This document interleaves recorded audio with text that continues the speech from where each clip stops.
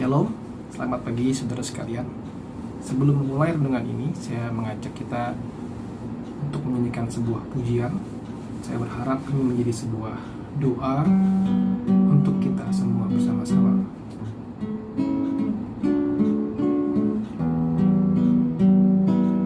Ku datang Tuhan, masuk hadirat-Mu, berhiaskan kekudusan.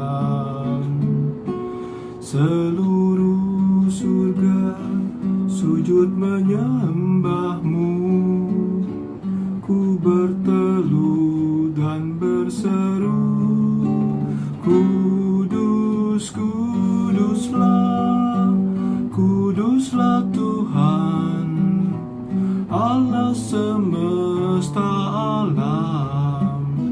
Kudus, kuduslah, kuduslah Tuhan, surga bumi menyembah.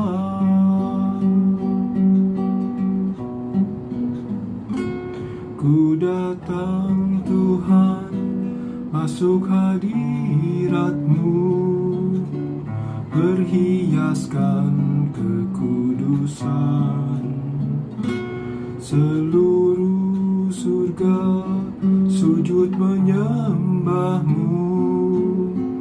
Ku tersungkur dan berseru, Kudus, kuduslah, kuduslah Tuhan, Allah semesta alam. Kudus, kuduslah, kuduslah Tuhan, surga bumi menyembah. Mari kita berdoa. Tuhan, kami bersyukur untuk kesempatan pada hari ini. Kami akan sama-sama merenungkan sebagian dari firman Tuhan. Dengan hati yang gentar kami menghadap hadirat Tuhan. Mohon kiranya Tuhan menguduskan kami untuk bisa membaca, mengerti, dan menjadikan ini aplikasi dalam hidup kami sehari-hari. Dalam nama Tuhan Yesus Kristus kami bersyukur dan berdoa. Amin. Saudara sekalian, kita akan melanjutkan pembahasan kita. Saya akan ulangi lagi. Selama beberapa waktu terakhir kita sudah merenungkan Roma pasal yang ke-11 ayat yang ke-36 hingga Roma 12 ayat yang pertama dan yang kedua. Nah, pada kesempatan ini saya akan membacakan buat saudara-saudara sekalian Roma 12 ayat yang pertama dan ayat yang kedua. Demikian firman Tuhan. Karena itu saudara-saudara, demi kemurahan Allah, aku menasihatkan kamu supaya kamu mempersembahkan tubuhmu sebagai persembahan yang hidup, yang kudus, dan yang berkenan kepada Allah. Itu adalah ibadahmu yang sejati. Janganlah kamu menjadi serupa dengan dunia ini, tapi berubahlah oleh pembaharuan budimu, sehingga kamu dapat membedakan manakah kehendak Allah, apa yang baik, yang berkenan kepada Allah, dan yang sempurna. Demikian pembacaan firman Tuhan pada hari ini. Saudara sekalian, kita sudah mendengar dalam pemaparan minggu yang lalu bagaimana Rasul Paulus memberikan nasihat kepada kita untuk mempersembahkan tubuh kita. Bukan persembahan yang mati sebagaimana konteks dalam perjanjian lama dan orang-orang yang tidak mengenal Tuhan, tapi dalam konteks persembahan yang apa? Yang pertama persembahan yang hidup, yang kedua persembahan yang kudus, dan yang ketiga persembahan yang berkenan kepada Allah. Dan dia berkata, itu adalah ibadahmu yang sejati. Jadi ibadah yang sejati bukan sekedar rame-ramean secara liturgis, bukan sekedar gedung-gedung gereja yang megah, tetapi soal hidup pribadi yang kita persembahkan kepada Tuhan. Nah, persembahan yang hidup artinya kita memberikan hidup kita untuk Tuhan. Kita bersedia untuk hidup untuk Tuhan, bersedia untuk pikul salib sangkal diri setiap hari, hidup untuk Tuhan. Nah, pada saat ini kita akan melihat bagian yang kedua, yaitu persembahan yang kudus. Ya, persembahan yang kudus.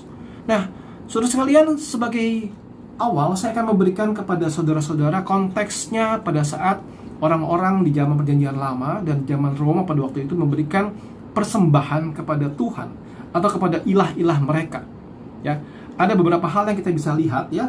Saya mengajak kita melihat dari perjanjian lama, kitab Imamat 1 ayat yang ketiga. dan Imamat 3 ayat yang pertama. Ya, saya akan bacakan buat saudara sekalian. Imamat 1 ayat yang ketiga. Demikian firman Tuhan. Jikalau persembahannya merupakan korban bakaran dari lembu, haruslah ia mempersembahkan seekor jantan yang tidak bercela. Ia harus membawanya ke pintu kemah pertemuan supaya Tuhan berkenan akan dia. Kemudian Imamat 3 ayat yang pertama. Jikalau persembahannya merupakan korban keselamatan, maka jikalau yang dipersembahkannya itu dari lembu, seekor jantan atau seekor betina, perhatikan, haruslah ia membawa yang tidak bercela ke hadapan Tuhan.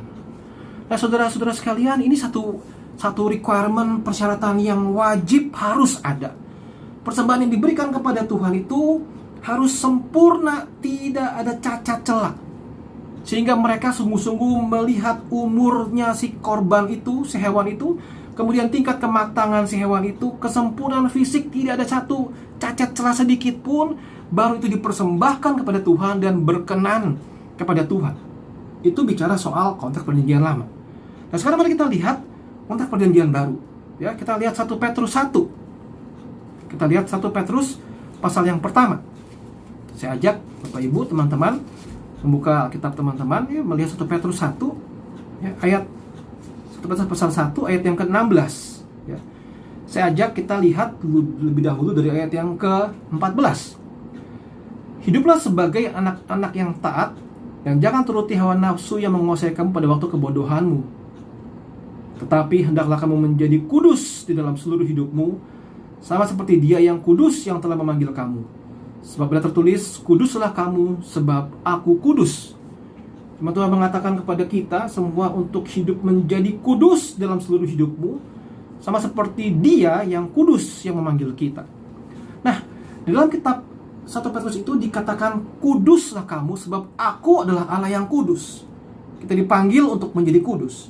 Nah, apa artinya kudus, saudara sekalian? Apa artinya kudus? Ya, secara sederhana saja. Dalam bahasa Ibrani disebut kata kadosi. Ya, kadosi itu berarti terpisah, dikhususkan, atau terpotong dari, dilepaskan dari, atau set apart, dikhususkan bagi Tuhan. Itu arti kata kadosi. Kemudian yang mirip dengan bahasa Yunaninya, hagios. Ya, hagios itu memiliki pengertian memisahkan dan menjadikannya milik Allah. Jadi sesuatu itu dipisahkan. Kalau kita boleh mengartikan dalam bahasa sekarang, seperti kita ingin set apart, memisahkan. Saya ambil contoh, ya, misalnya kita punya ada ribuan kelereng, kita serakan di lantai, ada begitu banyak kelereng. Lalu kemudian kita mau memisahkan, ambil contoh yang warnanya kuning, kita memisahkan. Kita mulai satu persatu memunguti yang warnanya kuning, ya. Kekumpul katakanlah 70 kelereng warna kuning. Lalu kita pisahkan itu dari kumpulan 1000 yang ada di lantai. Nah, itu kira-kira pengertiannya, kita dipisahkan, dikhususkan. Nah, sehingga saudara sekalian, bagian ini memberikan kita satu pengertian yang jelas. Ada dua hal yang sebetulnya kita bisa pelajari waktu Rasul Paulus berkata, berikan persembahan tubuh, persembahan yang kudus. Apa maknanya? Yang pertama, kekudusan itu adalah sebagai panggilan orang percaya. Kekudusan adalah panggilan orang percaya. Tadi sudah kita baca di situ, ya, dalam 1 Petrus 1 ayat 16-19. Kekudusan adalah panggilan orang percaya. Waktu kita sudah diselamatkan oleh Kristus, maka status kita sudah diubahkan. Kita sudah dipanggil menjadi orang percaya, dan kita sudah dikuduskan oleh Tuhan. Berarti apa yang terjadi? Kita sudah berbeda daripada orang-orang lain yang ada di kelompok-kelompok lain. Kita sudah dipanggil keluar, set apart dari kehidupan dosa kita.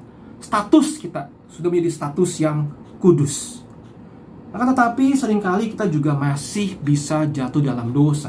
Betul, ya? Sehingga sebetulnya bagian yang kedua, Tuhan menuntut kita begini. Orang percaya yang sudah orang kudus itu dituntut Tuhan harus hidup dalam kekudusan. Jadi bukan cuma secara status engkau sudah orang kudus karena engkau adalah orang percaya kepada Kristus, tapi engkau juga dituntut Tuhan untuk harus hidup dalam kekudusan. Nah, ini yang menjadi sebuah pergumulan hari lepas hari daripada setiap kita. Apakah kita bisa betul-betul hidup di dalam kekudusan? Apakah kita betul-betul bisa menjaga tubuh kita menjadi tubuh yang kudus di hadapan Tuhan? Nah, 1 Korintus 6 ayat yang ke-19 dan 20. Mari kita coba lihat bagian ini. 1 Korintus 6 ayat yang ke-19 dan yang ke-20. Atau tidak tahukah kamu bahwa tubuhmu adalah bait Roh Kudus yang diam di dalam kamu, Roh Kudus yang kamu peroleh dari Allah, dan bahwa kamu bukan milik kamu sendiri, sebab kamu telah dibeli dan harganya telah lunas dibayar. Karena itu muliakanlah Allah dengan tubuhmu. Tubuhmu adalah bait Roh Kudus. Ya, kita sudah dikuduskan dan tubuh kita adalah milik Tuhan. Orang percaya harus sadar bahwa tubuh kita, hidup kita adalah milik Tuhan. Kita dalam pribadi kita adalah bait Allah. Sehingga ada dua hal sebetulnya. Sekali lagi saya ulangi lagi. Yang pertama, secara status engkau adalah orang kudus. Yang kedua, secara kehidupan sehari-hari engkau harus hidup terus-menerus dikuduskan. Dan inilah kita mengenal istilah progressive sanctification. Progressive sanctification berarti secara progresif terus-menerus diolah, diproses, kita terus-menerus dikuduskan. Kita masih bisa jatuh dalam dosa, masih bisa. Kita masih bisa tidak sengaja atau sengaja berbohong, menipu, ya, dan sebagainya. Tapi itu harusnya bukan lagi menjadi habit kita. Kenapa? Karena kita sudah dibenarkan oleh Tuhan, dikuduskan oleh Tuhan, dan setiap hari kita berjuang progresif, terus apa? Untuk makin hidup kudus di hadapan Tuhan. Saudara sekalian, ini adalah persembahan yang diperkenan Tuhan. Mempersembahkan hidup sebagai persembahan yang kudus di hadapan Tuhan. Saya sadar kita semua masih bisa jatuh dalam dosa. Baik engkau orang dewasa yang mendengarkan rekaman ini, anak-anak muda, bahkan anak-anak kecil pun. Kita semua masih bisa berdosa. Apa yang membedakan kita dengan mereka-mereka yang bukan milik Kristus? Satu hal yang pasti, waktu engkau sudah dikuduskan secara status, atau engkau sudah menjadi milik Kristus, harusnya dalam hidupmu sehari-hari engkau menjadi orang yang benci dosa. Engkau menjadi orang yang terus bertumbuh, meninggalkan manusia lamamu, berbalik arah, melihat kepada Kristus, dan terus menjalani proses hidup pengkudusan hari lepas hari. Seharusnya dalam hatimu Roh Kudus terus mengingatkan tak kala engkau berdosa, untuk segera bertobat kembali kepada Tuhan. Saudara sekalian, saya ulangi lagi sekali lagi. Itu adalah persembahan, itu adalah ibadah yang sejati. Tak kala kita membawa hidup kita, membawa tubuh kita sebagai persembahan yang hidup, persembahan yang kudus, dan persembahan yang berkenan kepada Allah. Tidak mudah, tapi mari bersama-sama kita berjuang untuk terus-menerus setiap hari, setiap saat, setiap waktu belajar hidup kudus di hadapan Tuhan. Apa yang kita pikirkan, apa yang kita lihat, apa yang kita utarakan lewat mulut kita, apa yang kita dengar, apa yang kita lakukan, bagaimana kita bekerja, bagaimana kita berbisnis, bagaimana etika kita dalam berdagang, bagaimana relasi kita dengan saudara-saudara, bagaimana hubungan anak dengan orang tua, bagaimana anak remaja dengan teman-teman mereka. Apapun itu, relasi apapun itu, mari kita belajar untuk membawa hidup kita sebagai hidup yang kudus di hadapan Tuhan, sehingga Tuhan berkenan kepada kita. Kiranya Tuhan memberkati kita sekalian.